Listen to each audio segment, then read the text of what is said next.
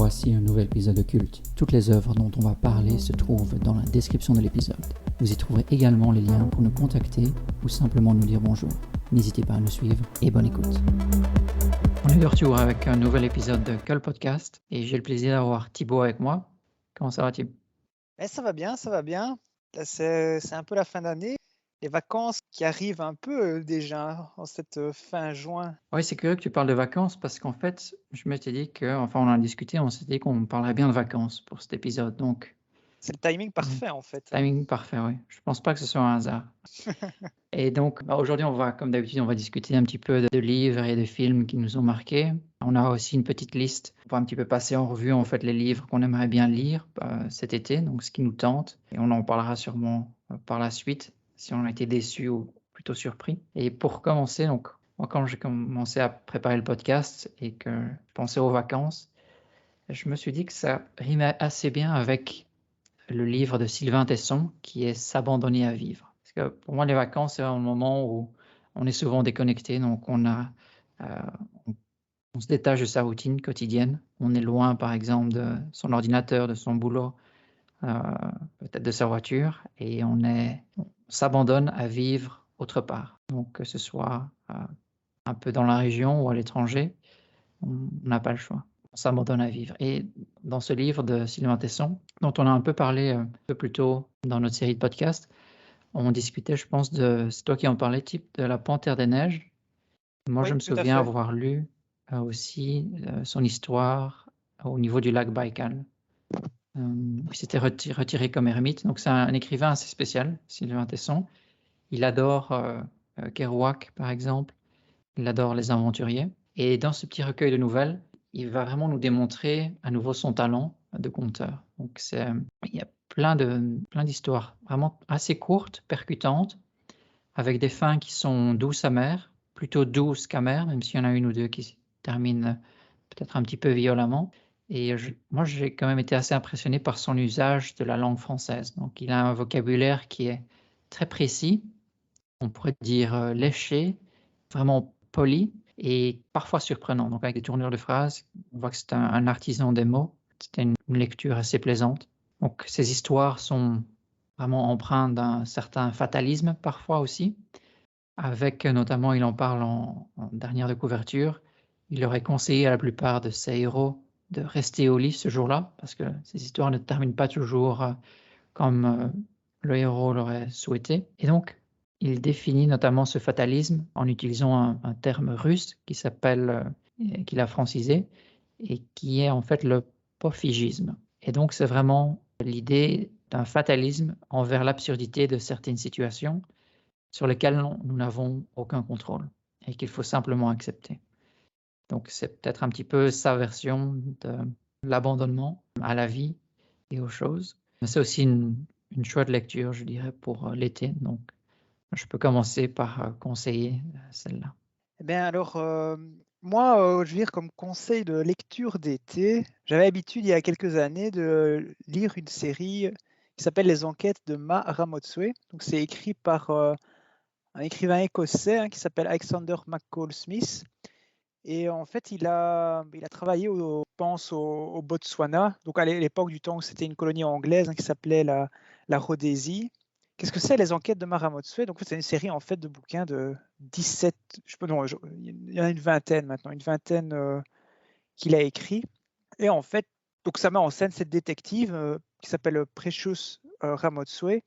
Donc elle mène de petites enquêtes, on peut dire criminelles, mais bon, ça n'est pas on est dans des choses finalement assez simples parce que ça parle surtout de la vie au Botswana en fait. Donc on va avoir des histoires de marivolage ou des objets qui disparaissent, des choses comme ça. Donc c'est des histoires finalement assez simples. Alors ce qui est intéressant aussi, c'est son personnage à elle, parce qu'en fait, elle a décidé de créer, dans le premier roman en tout cas, la première agence de dames détectives du Botswana. Donc c'est pour ça qu'elle s'appelle l'agence numéro 1 des dames détectives. Et donc dans le premier roman, en fait, elle crée cette agence. Elle a une histoire en fait un petit peu compliquée. Donc son père, qu'elle admirait beaucoup, est mort. Elle lui a laissé un troupeau de vaches, je pense. En revendant, je pense, une partie de ce troupeau, elle va pouvoir refonder son agence et notamment engager une secrétaire parce que toute bonne détective se doit d'avoir au moins une secrétaire, qui s'appelle Ma, donc comme Ma Ramotsue, Ma Makutsi, donc Madama, quoi, finalement. Une assistante, enfin, donc une secrétaire qui a un caractère très très tranché, qui est très très fière aussi de dire qu'elle a terminé qu'elle est diplômée de l'Institut de secrétariat du Botswana avec un score de 97 sur 100, qui est un score que personne n'a jamais atteint dans l'histoire de l'Institut de secrétariat. Et donc on suit autour de ces deux personnages principaux, il y a d'autres personnages aussi, par exemple le garagiste avec qui Mara Motsue est en relation, et puis au fil des romans, ils vont finir par se marier à un moment. On a aussi la directrice d'un orphelinat qui s'appelle Ma Potokwan, et qui a un personnage savoureux parce qu'elle arrive toujours à ses fins finalement. Et donc elle arrive toujours par exemple à embrigader, on va dire, le mari de Mara Motsue pour faire toutes sortes de réparations gratuitement, simplement en l'achetant avec son cake aux fruits. Voilà, en fait c'est vraiment une lecture extrêmement plaisante. Ça se lit tout seul et c'est vraiment empreint de sagesse populaire en fait. Le ton est particulier, léger, et c'est vraiment ce qui fait que c'est si savoureux. Ça ressemble pas du tout. Ça détonne dans la mesure où ça n'est pas du tout écrit comme les romans habituels, on va dire. Voilà, il y a quelque chose de très particulier qui est plaisant. Et alors, ce qui est un peu dommage malheureusement, donc maintenant en fait il y en a 20, l'auteur il en a écrit 22, mais il n'y en a que 17 qui sont traduits en français, donc ils sont tous chez 10-18. Et je ne sais pas pourquoi, depuis 2017, c'est plus traduit. Donc il y en a 5 qui restent inédits en français à ce jour. C'est un peu dommage parce que du coup, moi je suis arrivé au bout de la série et j'ai plus mon petit plaisir chaque été à reprendre comme ça. Et alors pour information aussi, il y a eu une adaptation, il y a eu une série de la BBC. Bon, c'est juste une saison de 7 épisodes. Donc ça, c'était en 2008 avec Jill Scott dans le rôle principal, donc elle qui campe Mara Motsue. Je trouve, moi, ce qui m'avait beaucoup plu dans la série, c'était de voir un peu tous ces paysages du Botswana. Parce que c'est pas finalement un pays qu'on connaît très très bien. On connaît l'Afrique du Sud qui est juste en dessous, mais ça fait partie. Un peu plus au nord, on a évidemment, pour nous Belges, le Congo, c'est un pays important. Mais entre les deux, ce ne sont pas vraiment des pays qu'on connaît très bien. Et en fait, on se rend compte que, bon, évidemment, ça reste l'Afrique. On n'a pas d'ailleurs le niveau de développement de l'Afrique du Sud, mais globalement, c'est un pays qui s'en sort pas trop mal. Il n'y a pas de guerre. Voilà, développement peut-être plus limité, mais en tout cas, les choses ont l'air de se passer plutôt bien. Le seul problème qu'il y a là-bas, en fait, c'est le sida, un peu comme en Afrique du Sud. Mais voilà, et donc tous ces pays-là, moi, ce qui fait que ça me fait dire à chaque fois, ça me donnait en fait envie d'aller au Botswana. Si je devais aller en Afrique aujourd'hui, je mettrais bien ce pays en top liste, alors que c'est pas spécialement une destination touristique. D'accord. Et donc, est-ce qu'il y a beaucoup de collines, un petit peu genre comme au Rwanda? Il me semble, il y a le désert, bien sûr, puisque vers l'ouest, je pense, c'est le désert du Namib. Donc le désert est quand même fort présent, mais ils ont des troupeaux, ils ont du bétail, donc j'imagine qu'il y a des endroits quand même plus verts. Et bon, on est quand même assez bien au sud, donc des endroits qui sont moins chauds. Oui, il me semble qu'il y a quand même quelques collines. Et alors, donc je parlais de ça, de lecture d'été, et donc dans la série des Mara Motsue, il y en a un qui s'appelle Les vacances de Mara Motsue. Donc comme ça, on est vraiment raccord avec le thème d'aujourd'hui. Et alors, dans celui-là en particulier, qu'est-ce qui se passe? En fait, Mara Motsue prend des vacances pour la première fois. Donc, elle va laisser les clés de son agence à sa secrétaire qui, entre-temps, a été, je pense, nommée assistante détective parce que c'est quelqu'un qui veut vraiment progresser dans sa carrière. Et seulement, en fait, elle ne sait pas quoi faire pendant ses vacances et elle ne peut pas résister à l'envie d'aller voir un peu ce qui se passe, mais un peu en stummeling comme ça. Et donc, on va venir un peu voir comment est-ce que son assistante s'en sort. Et voilà, et donc finalement, les vacances, ce ne sera pas tout à fait des vacances, quoi. D'accord. Il n'y a pas une liste de conseils où se rendre en vacances quand on est au Botswana? Non, là, en fait, ça se passe plutôt dans la... Non, c'est pas le but non plus. Ça se passe dans la banlieue de Gaborone, qui est une des plus grosses villes du pays, je pense. Donc non, c'est pas ça qu'on ressent. On n'a pas des descriptions de paysages ou des choses comme ça. C'est vraiment plus en découvrant la série que j'ai pu voir tout ça. Mais en fait, les personnages sont très attachants, donc c'est vrai que ça donne envie. On se dit, ah tiens, si c'est ça le reflet du pays, ça a l'air chouette, quoi. Ouais. Est-ce que l'auteur a une expérience en Afrique, au Botswana? Oui, tout à fait.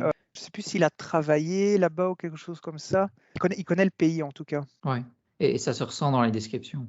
Écoute, bon, après, on dira que il y a des personnages qui sont un peu, tu vois, ça reste une lecture facile, donc on a des personnages un peu caricaturaux. Donc, je pense pas que son but ce soit vraiment de dresser un portrait un état du pays. On Non. n'y est pas du tout. Mais c'est un peu difficile à dire, mais moi, il y a quand même l'envie de bien représenter, de bien parler de ce pays-là quand même. Donc Ouais. pas du tout de dénaturer ou des choses comme ça. Non, c'est plutôt tout est en fait finalement assez positif là-dedans. Même les personnages qui causent du tort. Par exemple, Mahara-Motsue, c'est quelqu'un qui est très empathique et donc qui essaiera toujours de trouver le bon côté des choses et même le bon côté des gens, parfois les plus mauvais envers elle-même, parfois. À part son ex-mari qui l'a brutalisé, parce que ça fait partie de son histoire personnelle. Voilà, ça reste quelqu'un de fondamentalement positif envers les gens. C'est ça c'est très rafraîchissant comme lecture, je trouve. Même si ça Ouais, n'a aucune prétention, hein. On n'est pas ouais. dans de la grande littérature, hein. L'auteur a d'ailleurs d'autres séries que celle-là. Moi, j'en avais lu je pense que c'est le Club des philosophes amateurs, mais j'ai été moins fan parce que il y avait c'est moins original, on va dire. Donc, ce côté, tu vois, Botswana, couleur locale, entre guillemets, fait toute l'originalité de la série. C'est pour ça que j'étais moins fan d'autres. Ouais, ouais, OK. Bah, je te demande parce que, par exemple, Sylvain Tesson, donc en lisant S'abandonner à vivre, d'après les descriptions sont assez pointues et comme ça, bonne connaissance des différents pays et ça donne vraiment, j'en suis presque certain, on ressent qu'il a voyagé et il a vécu ou il a vu beaucoup de ces histoires. Donc, ça devait être assez facile pour lui après de se replonger et d'écrire Ouais, des bouts de fiction. on Ouais. est très éloigné d'un Sylvain Tesson, hein. C'est beaucoup plus simple. Ouais. J'ai moins de prétention dans le. Pas prétention, je ne veux pas dire que l'auteur est prétentieux, hein, mais moins d'ambition plutôt, d'ambition littéraire. C'est ça que je voulais dire. Franchement, lecture d'été, quoi. D'accord. Ah, mais c'est bon à savoir. Alors si tu nous conseilles donc cette série et cet auteur, si moi je vais rebondir là-dessus, mais en étant peut-être un peu plus détaché, peut-être un peu négatif si on peut dire, ce serait pour passer en revue quand même une grosse sortie de cette année, en tout début d'année civile, c'était la sortie d'Anéantir de Michel Houellebecq. Donc ces temps-ci, je pense qu'il sort un livre tous les 2-3 ans, plus ou moins. Mhm. Ouais. Et c'était la première fois que le livre a un peu surpris la critique parce que on a pu remarquer par exemple que c'était vraiment une grosse brique. Donc on parle de 730 pages plus ou moins, alors que d'habitude il se limite à des formats plus conventionnels, 200, 300 pages. L'histoire commence plutôt bien, mais j'avais quand même l'impression qu'il s'agissait peut-être d'un autre auteur au départ, donc ça donne une drôle d'impression. C'était un style un petit peu différent, une histoire qui commençait peut-être à 100 à l'heure. On a en fait un groupuscule terroriste qui envoie et qui publie même une sorte de terrorisme digital. Donc on va avoir affaire à pas mal d'incidents filmés, ou du moins des incidents qui ont l'air filmés ou bien représentés de manière digitale et qui sont d'un réalisme assez incroyable. Donc, il y a par exemple une équipe qui travaille là-dessus et qui ne parvient pas à définir s'il s'agit d'événements réels ou non. Donc, le niveau graphique est tel qu'ils ont des doutes. Et la seule manière pour eux, en fait, de départager le vrai du faux, c'est que ces événements, il n'y a pas eu de retentissement dans la vie réelle. Donc, par exemple, on a un ministre qui est dans une plaine donc, et qui passe à la guillotine. Et donc, c'est un événement assez cru, sauf que le ministre va bien, il ne s'est rien passé à ce niveau-là. Ça amène un peu à confusion, cette équipe. Donc, on commence un petit peu sur ce thème-là, donc il y a une sorte de fond de mystère. Et puis, on commence à suivre un assistant en fait d'un des ministères qui va avoir sa vie un petit peu chamboulée avec une maladie qui atteint son père. Puis lui-même, il sera plus tard atteint d'une maladie.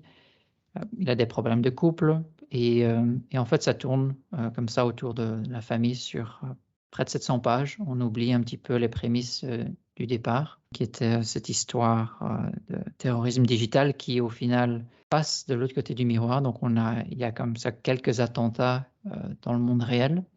J'ai peut-être un sentiment un petit peu partagé sur cette histoire parce que je vais commencer par dire qu'en général, moi, Michel, je l'aime bien.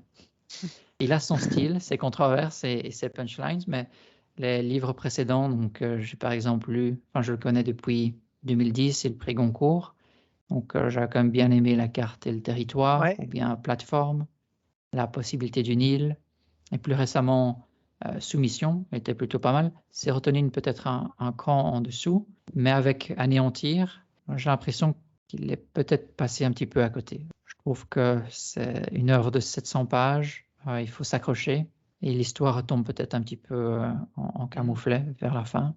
J'avais lu une critique qui disait que c'était en fait qu'il était entre nihilisme et romantisme. Donc il mélange les deux. Si on le voit sous cette approche-là, c'est peut-être pas une œuvre si ratée que ça. Sauf que pourquoi est-ce qu'il faut écrire 700 pages sur le sujet? Je crois qu'il aurait fait tout aussi bien ou mieux sur la moitié. Donc ça donne l'impression de ne pas avoir été édité. Je suis désolé si je heurte les sentiments de certaines maisons d'édition, mais on aurait pu faire pour moitié moins. C'était mon approche sur Anéantir de Michel Houellebecq. Donc pour rester dans cette vibe négative, dans ce sentiment négatif, on peut parler aussi du Touriste, donc The Tourist, qui est un film de Florian Henkel von Donnersmarck. C'est un film avec Johnny Depp et Angelina Jolie, et si ça ne vous dit rien, ça ne m'étonne pas parce que le film est assez cliché. Ça se passe, c'est un film qui se tente un petit peu film d'action, qui se cherche beaucoup, avec des dialogues assez plats, des auteurs qui se donnent à peine la réplique. Il y a une sorte de mystère, mais on a un peu du mal à y croire. Le film est juste bien, étant donné qu'il se passe à Venise. Donc il y a quand même pas mal de vues d'hélicoptères de Venise, différents palais, donc ça vaut toujours le coup. Mais le film en soi est très plat, sans charisme, avec un rebondissement à la fin qui ne vend pas tant que ça non plus. Donc à oublier très rapidement. Il est mal noté aussi sur Rotten Tomatoes et tout ça. Donc. Et ce qui me gênait aussi, c'était par exemple, on avait une scène dans un commissariat et le réalisateur s'est senti obligé de mettre une musique de fond pour donner une sorte d'ambiance ou de stress ou de sentiment comment dire, de thrill dans le film alors qu'il ne se passe rien du tout. Et il y a comme ça pas mal de défauts, je trouve. Donc, je ne sais pas si c'était son dernier film, mais j'espère qu'il a pris une autre voie entre-temps. Bah, écoute, sur IMDb, il a quand même 6 sur 10. C'est pas une note si dégueulasse que ça, hein. Et combien de personnes ont voté? C'est basé sur les 241 000. ouais, 6 sur 10. Ça va encore, hein. Pour certains tests, c'est pas suffisant pour passer non plus. Si c'est en dessous de 7, en général, ça vaut pas vraiment la peine. Donc, oui, je le conseille pas. Ok, bah, tout ça est quand même bien négatif. C'est la première fois qu'on t'entend comme ça. Ah oui, c'est les vacances et je me lâche. Donc. Ok. Bah, écoute, enfin bon, moi j'ai que du positif aujourd'hui, je pense. Donc là, je vais quand même un peu revenir avec quelque chose allez, des recommandations, on va dire, parce que ça, c'est plutôt des choses à ne pas lire, enfin à ne pas voir. Mais on va rester dans le cinéma, si tu veux bien.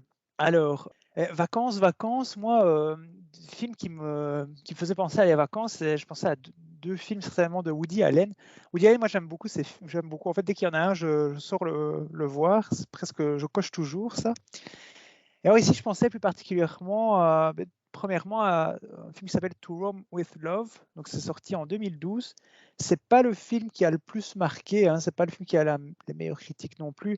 Enfin, juste avant, il y avait eu Minuit à Paris, Midnight in Paris, qui avait été voilà, fort remarqué, bien, assez applaudi. Et je pense que c'est juste après qu'il y avait eu Blue Jasmine avec Kate Blanchett. Donc là par contre, c'était deux plutôt majeurs dans ces derniers films. Donc là, il passait un peu entre les deux. Bah, moi, j'ai vraiment bien aimé, en fait, autant que les autres.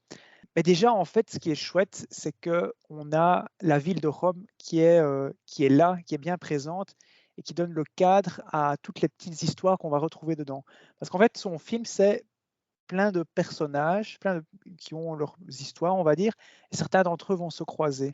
Donc, on a par exemple Woody Allen qui joue dans son film, comme ça arrive parfois, là, qui est un ancien, qui a travaillé dans l'opéra, et qui ici va mettre en scène d'ailleurs une scène assez il y a une scène assez cocasse, un type donc, à l'opéra dans sa douche. Donc on va voir une douche qui s'amène sur scène et lui prend vraiment sa douche pendant qu'il chante à l'opéra, quoi. Ah Ok, bon, ok. voilà.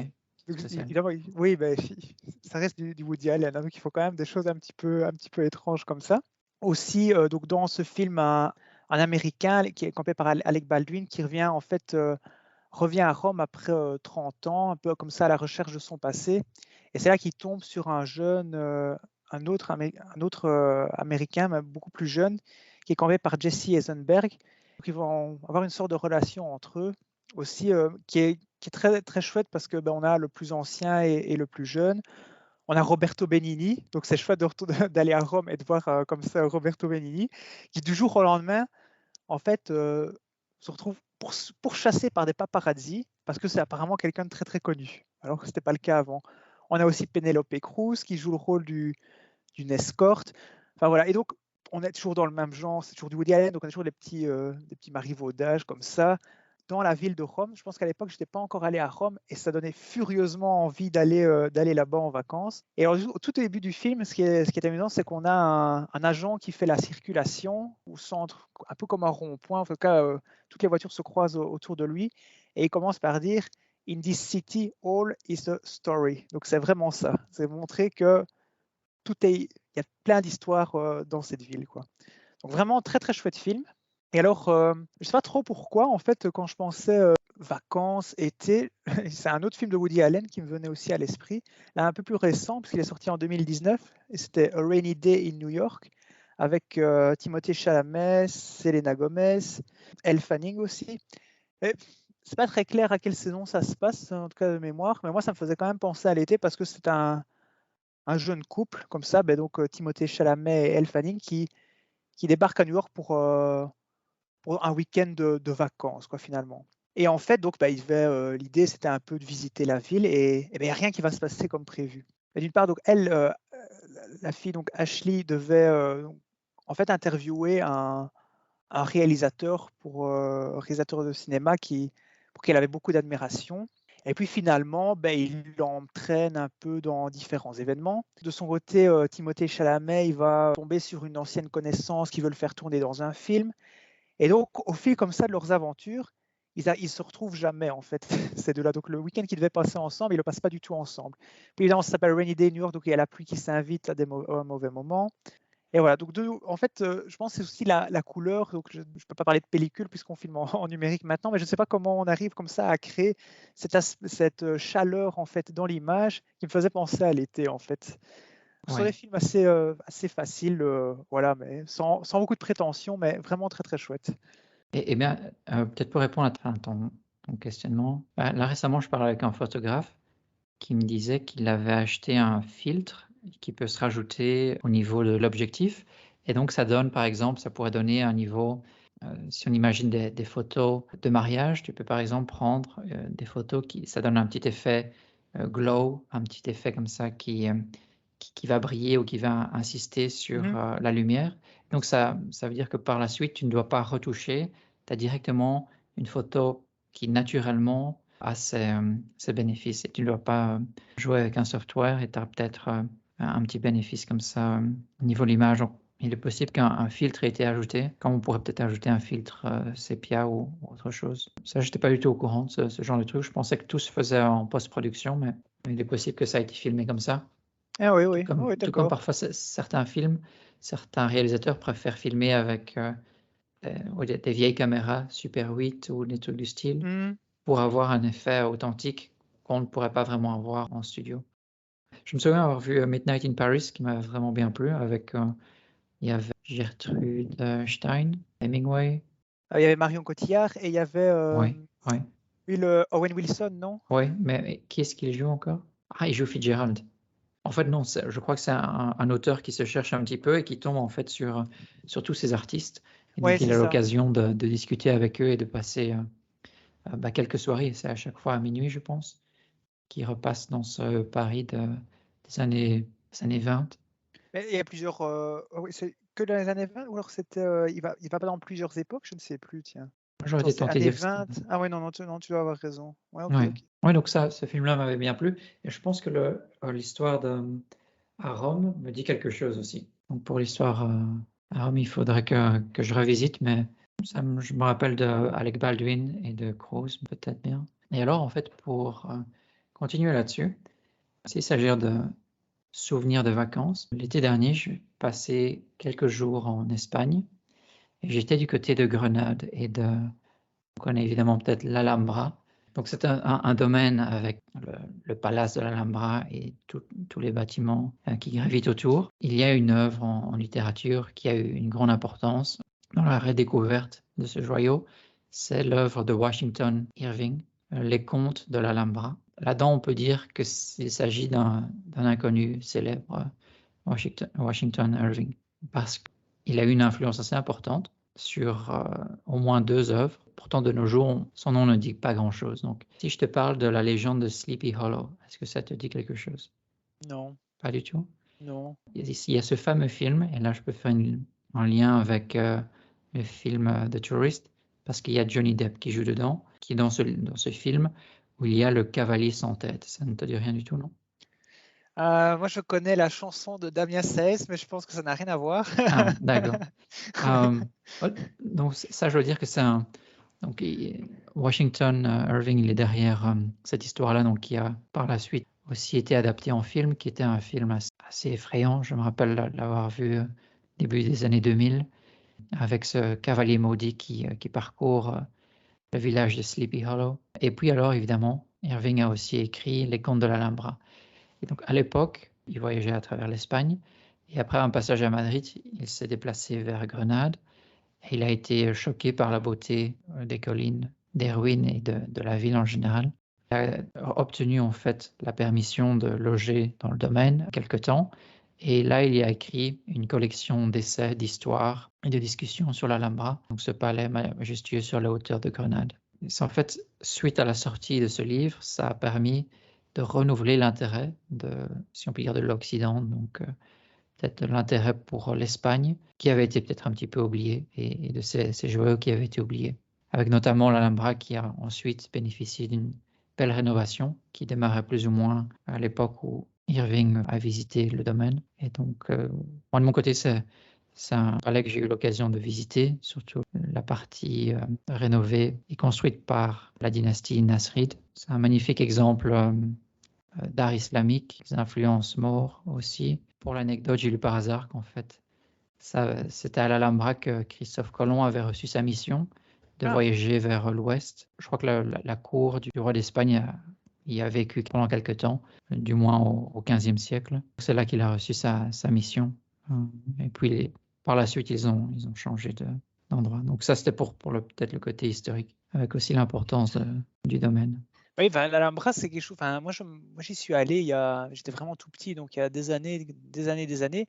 Et à l'époque, on pouvait y entrer facilement, mais maintenant, tu dois vraiment réserver. Donc, c'est vrai que l'intérêt pour l'Alhambra a beaucoup augmenté. Comme ça, je pense déjà 10 ans après que j'y suis allé, c'était déjà plus la même histoire, quoi, hein. Tu pouvais plus y rentrer comme tu le souhaitais. Incroyable ce que ça Oui. a pris d'ampleur d'un point de vue tourisme, hein.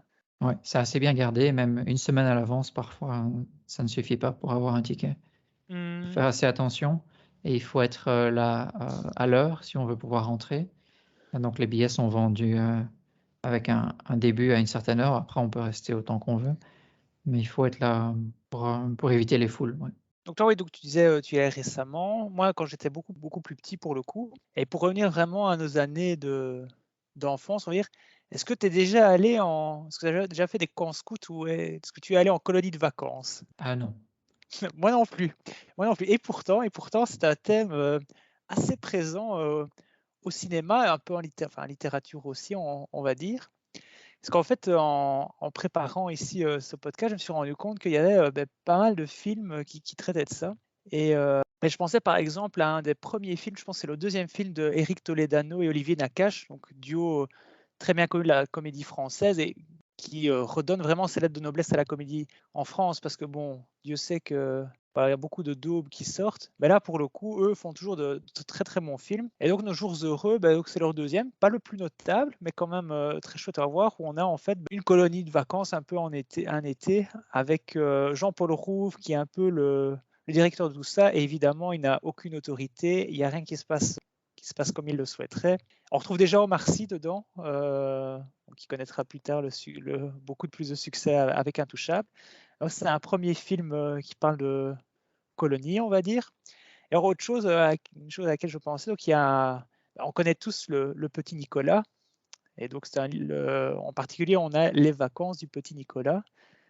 Et en fait, dans le livre, il y a deux parties, hein, parce que je pense que les histoires de Goscinny et Sampé sont parues pendant 2 étés. Donc, il y a une partie où il part avec ses parents à la mer, et il y a une partie où il part vraiment en colonie tout seul. Alors que le film qui a été adapté, finalement, là, il est toujours avec ses parents. Le petit Nicolas, c'est aussi été adapté au cinéma, et donc en l'occurrence, c'était un film de Laurent Tirard, avec, on avait Valérie Lemercier et Cadmerade qui interprétaient les parents. Il y aura un dernier film qui parle un peu de tout ça, c'est Wes Anderson. Je pense que j'ai déjà parlé de lui dans ce podcast. Sinon, et je pense que j'en reparlerai un jour parce que je me disais, il y a un film de lui dont j'ai très envie de parler, mais donc ça, il faudra qu'on trouve un thème pour pouvoir l'inclure une prochaine fois. Mais ici, je pense surtout à Moonrise Kingdom. Donc ça qui est sorti, je ne sais plus, en 2012, voilà. Donc on retrouve déjà dans celui-ci certains de ses acteurs fétiches, hein, Bill Murray, Tilda Swinton, Frances McDormand. Et donc là, ça se passe dans les années 60 sur une petite île où on a un petit garçon qui est dans un camp scout, qui est aussi géré par un gars qui est campé par Edward Norton, qui n'a absolument aucune autorité sur les enfants. Donc ça, c'est un peu, il faut croire que c'est un peu une constante au cinéma. Et donc, il correspond, donc il envoie des lettres avec une fille qui habite sur place, et finalement, ils vont s'enfuir. Parce que tous deux, en fait, se ne sentent pas un peu rejetés, n'ont pas vraiment d'attache, des amis ou des choses comme ça. Donc, ils vont s'enfuir. Des gens vont se lancer un peu à leur poursuite. Et il va se passer toutes sortes d'aventures comme ça, un peu loufoques, assez plaisant. Avec Wes Anderson, il y a souvent une bande-annonce qui rythme un peu comme ça le film. Et là, dans la bande-annonce, on retrouve une chanson de Françoise Hardy. C'est un peu étonnant, hein, parce que la chanson préférée de la petite fille, en fait, c'est Le temps de l'amour. Et donc, ça revient un peu comme ça plusieurs moments dans le film. Ça donne aussi une couleur particulière. Ah, d'accord, d'accord. C'est vrai que tu racontais que souvent dans les camps de vacances, il y a un manque d'autorité. Je me demande si c'est peut-être pas simplement parce que les éducateurs, qui sont peut-être éducateurs pendant l'année, décident aussi de prendre un peu leurs vacances et se laissent aller peut-être, ont peut-être plus la force de crier. Oui, mais je Ouais, ne sais pas si raison. c'est, moi je n'ai jamais fait de camp comme ça, je ne sais pas si c'est une réalité ou juste un moyen de raconter des histoires. En tout cas, dans le film de Wes Anderson, je pense que c'est un prof de maths, donc c'est pas quelqu'un dont c'est vraiment le métier. Donc voilà, c'est pour ça c'est pour ça aussi qu'il ne s'en sort pas, il n'est pas habitué à s'occuper d'enfants dans ce contexte particulier. Est-ce qu'on va passer peut-être à la partie, on va discuter de nos plans pour les vacances, nos plans lecture. Oui, oui, c'est excellente idée. Je propose que tu commences alors. Oui. Qu'est-ce que tu planifies alors pour cet été? Alors, j'ai quelques livres sur ma liste. Le premier, il faudrait que je le termine. Ah, ah oui. Je ne l'ai pas ici devant moi, et c'est en fait un livre, The Hemlock Cup, et c'est de Bethany Hughes, et elle écrit sur Socrate. Donc, elle se plonge vraiment dans la Grèce antique, et on suit Socrate de ses débuts. On apprend aussi un petit peu sur la vie à Athènes, avec les tensions pour la survie de la cité, l'âge d'or d'Athènes avec Périclès. C'est assez limité au niveau philosophie, parce que c'est une historienne, elle se place comme historienne, elle ne prétend pas faire redécouvrir Socrate ou le commenter, mais on le suit pas à pas, on essaie un petit peu de comprendre ce qui a mené à son procès, comment est-ce que à quoi ressemblait la vie de tous les jours pour un Athénien de l'époque.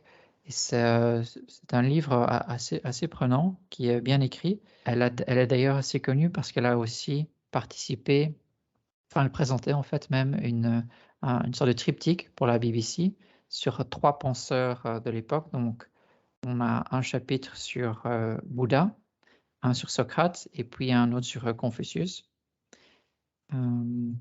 Et par la suite, je pense qu'elle a même écrit un livre aussi à ce niveau-là. Donc ça, c'est un des livres que je devrais terminer cet été, mais qui est assez prenant. Donc ça, je peux le conseiller d'ores et déjà. Un deuxième par la même auteure, c'est sur Istanbul. À part ça, je vais commencer par un des livres que j'ai ici devant moi. Ce serait Salman Rushdie. Donc on le connaît pour notamment Versets sataniques, Oui, que tout je à n'ai pas fait. lu. Est-ce que tu l'as lu? Non, non, non. Rien du tout de l'auteur? Non, j'ai Non? jamais rien lu de lui. Mais je connais bien sûr, comme tu viens de le citer, mais Ouais. non. Et alors, je me suis dit que c'était un bon moment pour peut-être commencer. Et j'ai donc devant moi Patrie imaginaire. Le titre me parlait plutôt bien, donc c'est apparemment un ensemble d'articles qu'il a écrit, une sorte de carnet de route de l'écrivain. Donc ça, il faudra que je le découvre. Puis alors aussi pour un autre auteur qui est plutôt controversé, et ça on en parlait un petit peu offline, c'est Boualem Sansal. Ça Mhm. c'est d'ailleurs un titre que tu n'as pas lu mais que tu me recommandais, donc 2084, qui est Via Via, d'après ce qu'on t'a dit, et d'après ce que maintenant je sais, qui est un livre assez compliqué à aborder. Donc ça m'intéresse toujours, donc il faudra voir. Donc 2084 de Boualem Sansal. Donc ça, ce serait les deux premières lectures ici que j'ai dans le viseur. Et toi, est-ce que tu as un truc qui te tente? Oui, oui, oui. Mais moi, je pense surtout à deux choses. Donc, le premier, ça s'appelle L'été sans retour, d'un auteur belge qui s'appelle Giuseppe Santoliquido, donc d'origine italienne. Euh, mais en fait, je suis allé il y a eu une conférence ici près de chez moi, il y a déjà quelques mois, en fait. Donc, le livre a été assez remarqué. Il est sorti, je pense, il y a 1 an maintenant.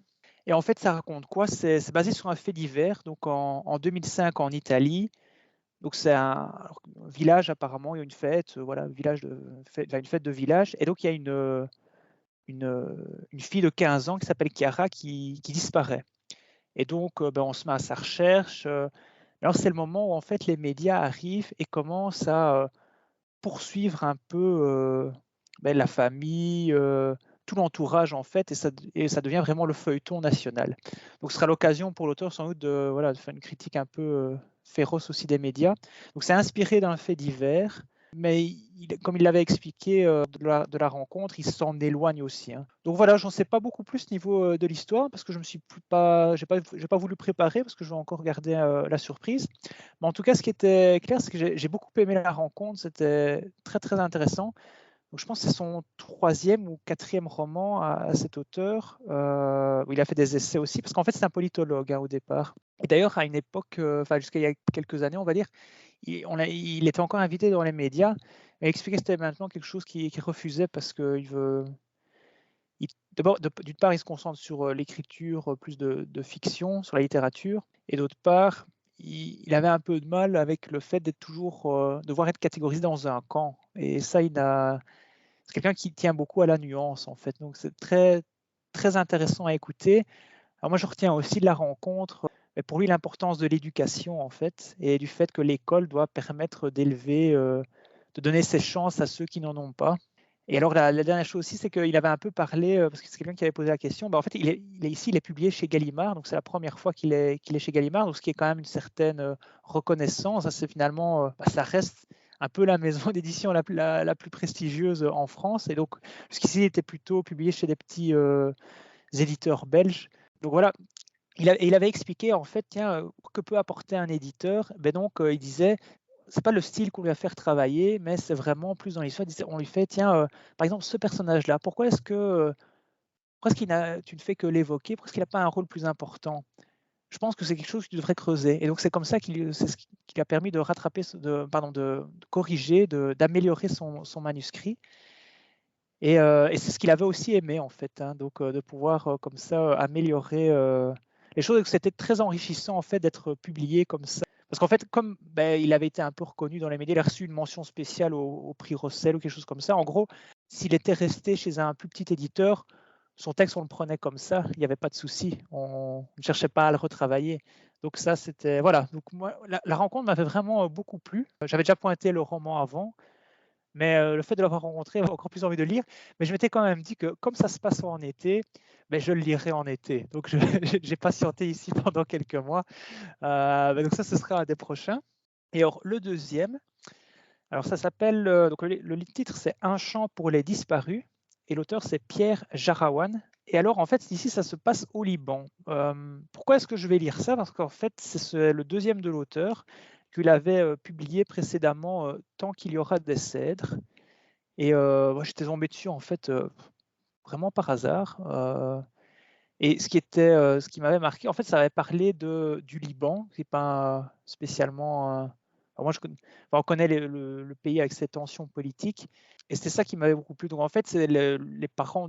Je raconte ici un peu le premier du jeune garçon en fait qui était au centre du livre. En fait, avait fui la guerre, et donc s'était réfugié en Allemagne. Mais un jour, le père de ce jeune garçon, il disparaît sans laisser de traces. Et donc, il va partir un peu à sa recherche, notamment aussi retourner au Liban avec voilà, un voyage un peu à la recherche de racines, de ses racines. Vraiment, c'était très beau en fait. Je trouvais, il y avait ce côté, le poids de l'exil en fait aussi, recherche de ses racines. Donc, quand j'ai vu que l'auteur avait fait un deuxième roman, je me dis, oh, ça, il faut que je l'achète aussi. Donc, ça, j'ai acheté récemment. Et ce sera, je suis sûr que ce sera une très bonne lecture de cet été aussi. Il n'y a pas de raison que je sois déçu. D'accord, ouais, ça semble intéressant. Alors moi, il m'en reste 2 plus une mention rapide. Et la première mention, ça fait quelques années peut-être quand même 2 ans, que j'ai pas lu un des livres de La Recherche du temps perdu de Proust. D'ailleurs, il faudrait que je revisite un peu. Je ne suis plus très sûr. Je crois que j'ai peut-être lu les 4 premiers, donc il faut que je continue à partir du 5e. Donc là, il faut voir si je parviendrai entre guillemets à caser dans ma liste. Évidemment, ça ne se lit peut-être pas toujours. Il faut peut-être être assez bien posé, concentré, et prendre son temps. Ça ne Plutôt, se oui. lit pas entre, on va dire, deux mojitos ou deux caipirinha Ou 2 des arrêts de cocktails. métro. Ou 2 arrêts de métro, ouais, par exemple. Donc, il y aurait peut-être celui-là. Et puis, alors, il y en a un autre de Amor Towles qui est un écrivain, en fait, assez jeune. Donc, dans sa vie d'écrivain, il n'écrit que depuis, enfin, il n'est publié que depuis une dizaine d'années. Il a écrit Gentleman in Moscow, qui était pas mal. Et là, alors maintenant, celui qui me tente bien, c'est Rules of Civility. C'est dans les années 40, mais je vais découvrir. Il faudra que je découvre, mais ça reste un écrivain, je pense, qui commence à prendre du volume et qui est de plus en plus connu. Et alors, un autre, enfin, le titre, c'est en anglais, c'est Guns, Germs and Steel de Jared Diamond. C'est un nom de famille, Diamond, qui semble un peu un nom d'emprunt. Et c'est en fait, le titre en français, il s'agit c'est en fait sur l'inégalité parmi les sociétés. Et Jared Diamond, c'est un géographe et biologiste américain, et il se concentre sur les différentes trajectoires de l'histoire de l'humanité sur les différents continents. Donc il y a notamment, si je me souviens bien, une partie sur l'importance des maladies et comment l'Europe a pu en profiter en utilisant les maladies pour coloniser, par exemple, l'Amérique du Sud. Donc, il y a toute une partie là-dessus. Et puis, sur les différentes trajectoires et l'importance c'est une sorte apparemment, c'est un essai sur l'homme et l'environnement dans l'histoire. Ça me tente assez bien. Je l'ai sur ma pile depuis quelques temps. Et il est défini comme une histoire courte de tout le monde depuis les derniers 13 000 ans. C'est pour les prémices. Il a reçu, je crois d'ailleurs, un prix Pulitzer. Je ne sais pas si c'est pour ce livre-là ou un autre, mais c'est une œuvre qui a l'air assez tentante. C'est amusant. Enfin, moi, j'ai beaucoup parlé de lecture, finalement, de choses assez légères. Et là, avec ça plus Proust, tu vois, c'est plutôt des. Tu profites en fait de l'été pour lire peut-être des choses plus difficiles. Moi, je trouve que l'été est aussi un bon moment justement pour se lancer dans des choses plus compliquées parce que précisément, on a un peu plus de temps. Donc, à une époque, je lisais Proust uniquement l'été, quoi. C'était pas pendant l'année. Donc, pourquoi pas Ouais, aussi, quoi. On peut alterner. Finalement, c'est ça qui peut être vraiment chouette aussi l'été. ouais, c'est vrai parce que là, j'ai la garantie en fait de pouvoir lire 1 heure sans interruption, ou peut-être même Mhm. 2 heures. Et ça, c'est Ouais, quand même ouais, peut-être ouais. pas mal pour vraiment bien se plonger. Parce que pour le reste du temps, je pense que ces lectures risquent d'être un peu bâclées. C'est un peu le sentiment que j'ai parfois. Si je lis qu'une demi-heure ou par un coup de 15-20 minutes, alors je bâcle un petit peu et puis je décroche. Et après, oui, le reste de la lecture est anéanti.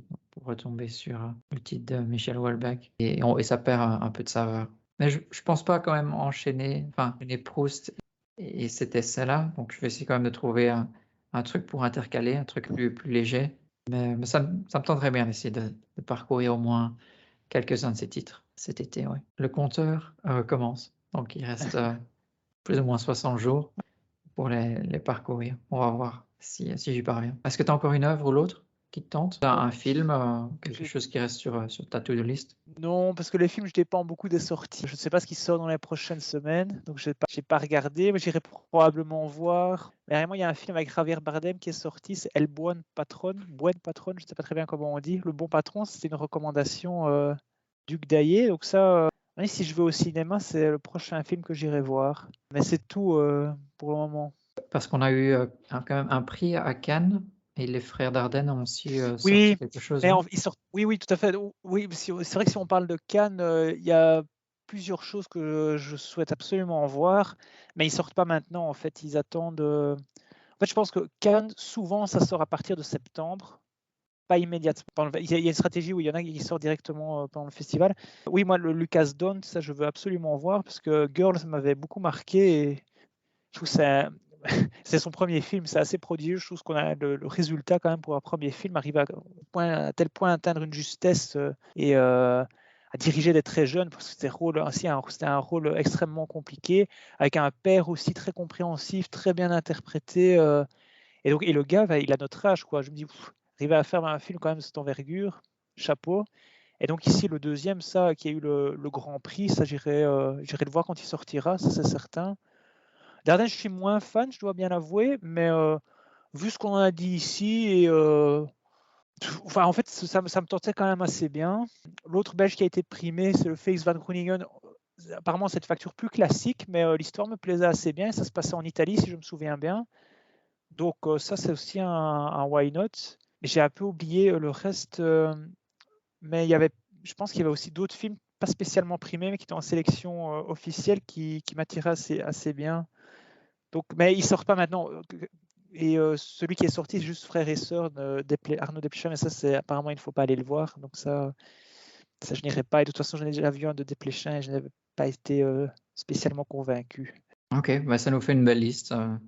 S'il va sortir bientôt, qu'il faut aller voir, je pense, et je me demande s'il ne sort pas la semaine prochaine, c'est Coupé de Michel Hazanavicius. Donc ça a fait l'ouverture du festival. C'est bien que tu me parles de films justement qui doivent sortir cet été, parce que oui, ça justement, ça va sortir. Et donc c'est un peu parodie de film, et ça avait l'air hilarant en fait. Je ne sais plus trop exactement ce que ça raconte, mais ça a l'air très drôle. Ça a été bien accueilli visiblement. C'était hors compétition. Je pense qu'il y a Romain Duris dans le film aussi. Donc là c'est un film où en plus c'est drôle apparemment. Donc oui, Romain Duris et Bérénice Bejo, c'est la compagne ou la femme de Michel Hazanavicius, je pense. Donc voilà, donc ça promet d'être bien. Ah, d'accord. Romain Duris, on aime bien de notre côté, donc on ira sûrement le voir aussi. Alors, faudra pas que je le rate. Et donc au départ, tu pensais ne rien avoir sur la to-do list, mais tu m'as quand même parlé de 5-10 films.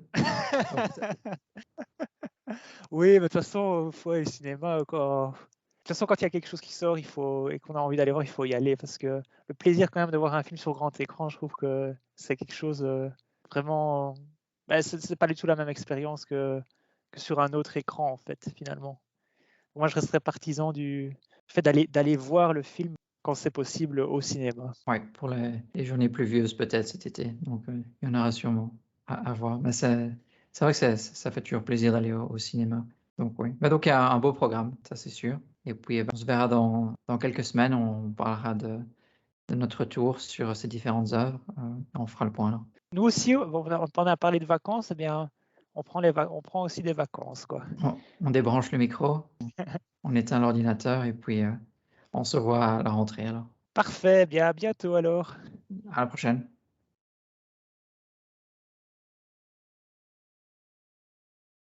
Et voilà qui termine un nouvel épisode de Curls. À la prochaine.